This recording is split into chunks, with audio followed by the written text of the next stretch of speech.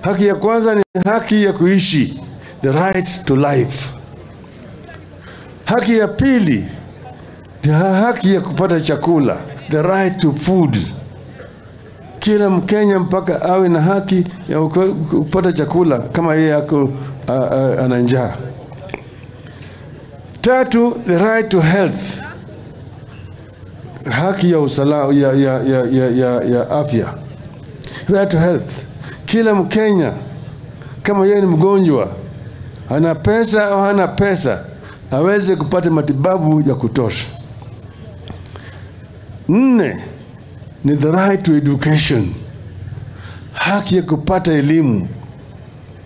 Kila mtoto ambaye amezaliwa katika taifa letu, wazazi wana pesa au hawana pesa, aweze kupata elimu sawa sawa kuanzia nursery kupitia primary, secondary mpaka chuo kikuu. 5, right to work.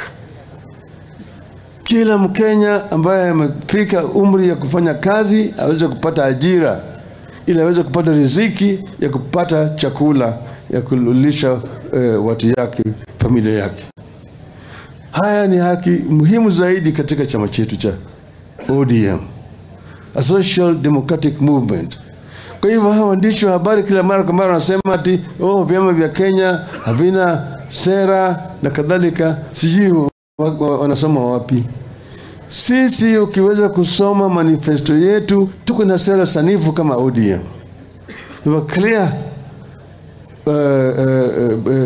ideology which is enshrined in our constitution.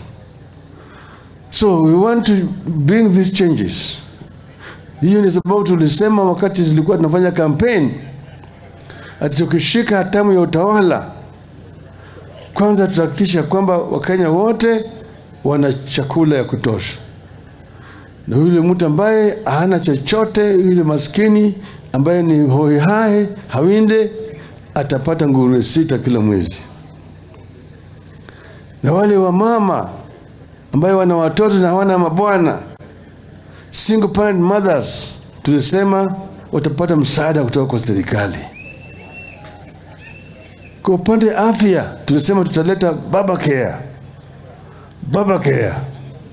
Angalieni tofauti baba care na Ruto care. Sio kuna tofauti kubwa. Sio kuna tofauti kubwa, ni kama usiku na mchana. Yale yalikuwa ni porojo tu, ambayo alikuwa anasema ati tutaangalia ati mahasla, mama mboga, jua kali, boda boda. Yale yote yalikuwa ni maneno matupu tu, kama mazushi ya punda. Sasa sisi tunataka kuona kama tukishika hatamu tutaweza kutekeleza hayo yote. Kwa sababu tunataka watu wengi waingie ndani ya chama cha ODM.